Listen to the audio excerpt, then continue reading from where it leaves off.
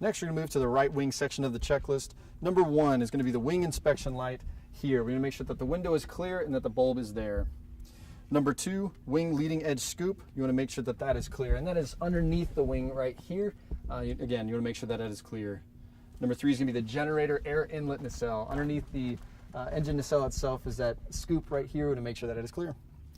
For number 4, the dorsal fin air inlet, seated on top of the tail. You want to make sure that that is clear. It looks very similar to our environmental scoop on the front of the plane. Number 5 is the wing leading edge. Right here is this silver portion of the wing, and this is also where our anti-ice is placed. We want to make sure that there's no discoloration or any burn marks from previous usage.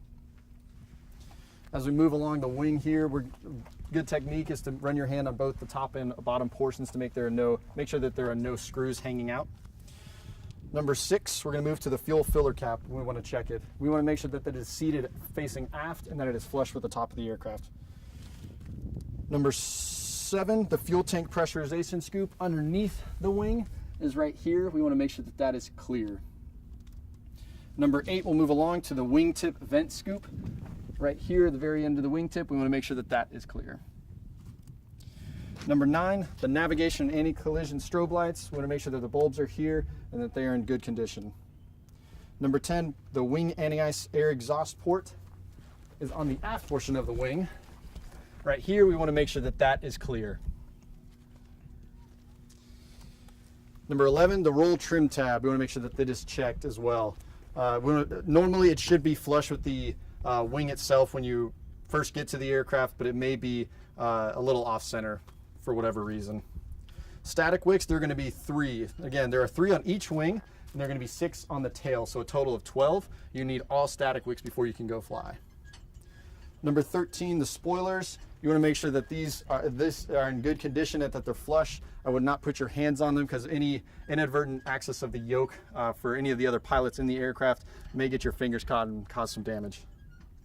Number 14, the flaps. In general, these should be flush with the entire aircraft. A little bit of sagging is okay, as maybe you get the aircraft over the weekend, some of the hydraulic pressure may be relieved, but in general, you want them to be in the flaps up position.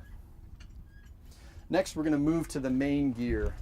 In here, we're going to start checking a few things with the main gear. First one being the tire itself. We want to make sure that the cords are appropriate for what we need to do that day based on our mission. For a local flight, we would need no more than 3 cords showing, the 4th cord being a red one. If we're on an out and back or cross-country mission, 2 cords or less is our limit.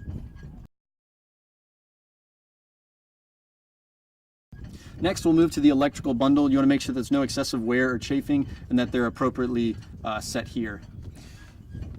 Next, we want to look at the strut for the main gear. It needs to be at least 1.1 inches minimum in extension. Next, we'll move to the brake plug. You want to make sure that your finger can catch it. Let's say you had a credit card and you ran your credit card over the flat portion of it. If it did not catch the brake plug, you would need a replacement. Next, we're going to move up into the compartment. You want to make sure that there are no birds or any other animals living in here and that it is clear. As well as there's a little silver plug back here as part of the uplink that you want to make sure is seated properly. If it is not, then the main gear will not retract accordingly.